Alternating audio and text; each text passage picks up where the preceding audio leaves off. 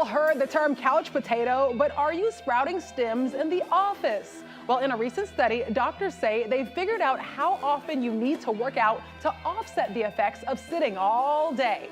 According to a study on Business Insider, a 4 to 5 day weekly exercise routine maintained consistently for 2 years has actually shown to rewind the effects of decades of sitting for a group of middle-aged people.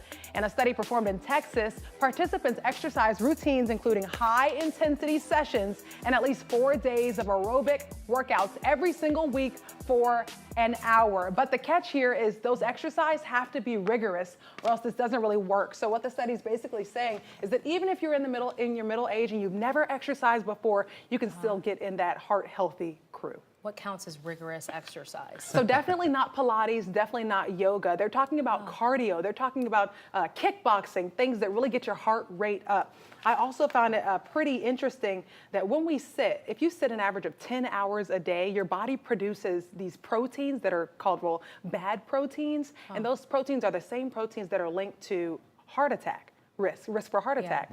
So when you're sitting, I think of attorneys who are sitting for long periods of time. I think of the newsroom.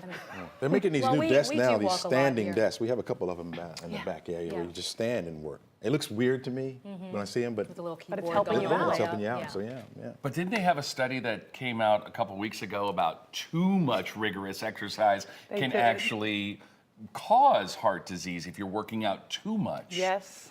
So it's such a tightrope to walk there. finding You're that like, balance. okay, what do we? Yeah, you got to find the balance. You got to get up and move. I tell that to my wife all Right? the time because You she do. sits a lot at her desk constantly, and I say, just get up and walk around the office You a have little to bit. move. I forget what the suggestion is. Maybe we can look that up for later. But it might be like once an hour just to get up and like maybe go to the coffee machine or get some water. Do something.